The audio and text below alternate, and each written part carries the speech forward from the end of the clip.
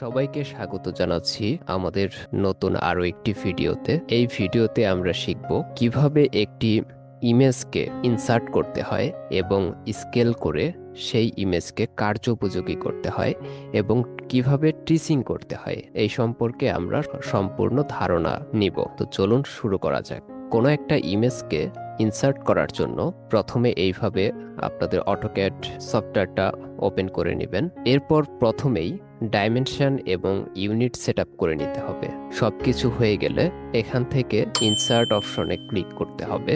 এরপর যেহেতু আমি একটা ইমেজকে ইনসার্ট করতেছি, সেই ক্ষেত্রে এখান থেকে অ্যাটাচ অপশনটি বেছে নিতে হবে।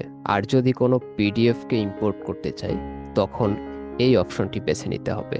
তো আজকে আমরা যেহেতু একটি ইমেজকে ইনসার্ট করব, তাই এখানে আমরা ক্লিক করব।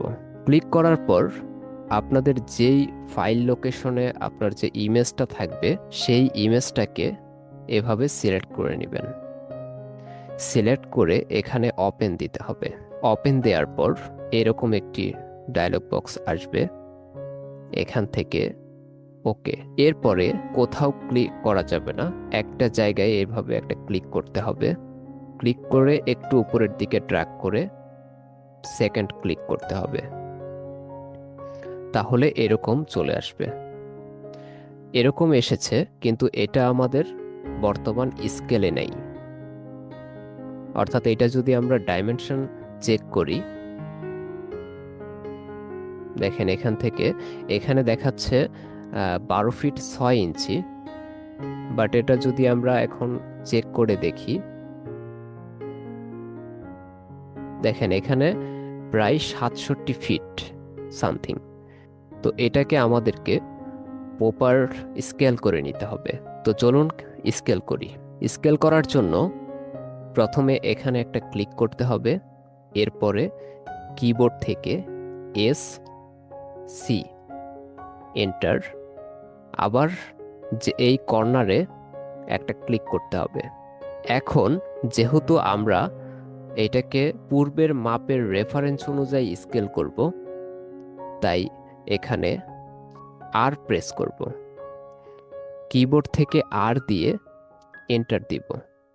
বর্তমান এটি রেফারেন্স মোডে আছে। দেখুন এখানে কার্সরে শো করছে স্পেসিফাই রেফারেন্স লেন্থ।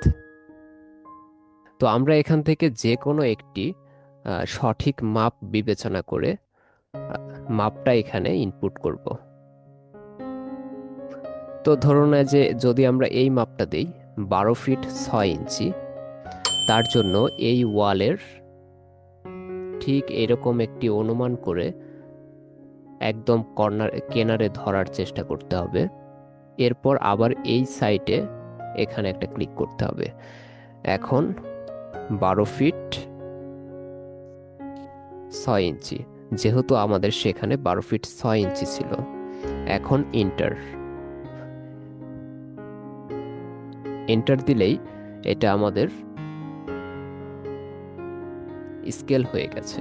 দেখুন এখন যদি আমরা ডাইমেনশন চেক করে দেখি যে ঠিক হয়েছে কিনা, এটা কিন্তু একদম 100% ঠিক আসবে না, হয়তোবা 1 ইঞ্চি বা 2 ইঞ্চি কম বেশি হতে পারে। তো এটা গ্রহণযোগ্য, একদম 100% অ্যাকুরেট আসবে না। তো এখান থেকে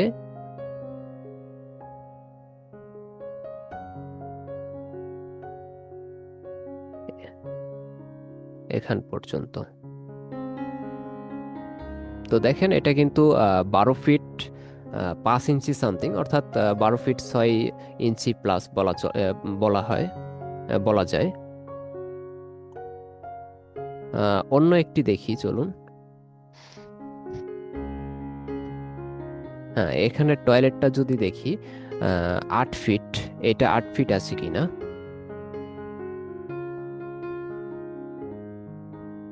হ্যাঁ, এখানে কিন্তু অলমোস্ট 8 ফিট আছে। তো এটা হচ্ছে আমাদের স্কেল করার সিস্টেমটা। আপনারা চাইলে এই সেম স্কেলটা আরও নিখুঁত করার জন্য, আমি যেমন একটি রেফারেন্স নিয়েছি, আপনারা চাইলে এরকম 2টি রেফারেন্স পরপর দিতে পারেন, এতে কোনো সমস্যা নেই। এতে করে আরও বেশি নিখুঁত হবে। তো এটাকে যদি এখন আমরা ট্রেসিং করি, তার জন্য এক্স এল অর্থাৎ এক্স লাইন নিয়ে নিচ্ছি। এবার হচ্ছে এইচ। দেখুন এখন আমরা এই যে প্রত্যেকটা এরকম কর্নারে এভাবে বসিয়ে দেব। এভাবে আপনারা চাইলে পুরো ড্রয়িংটা সম্পূর্ণ করতে পারেন। হ্যাঁ, এভাবে আপনারা সম্পূর্ণ ড্রয়িংটা ট্রেসিং করতে পারেন।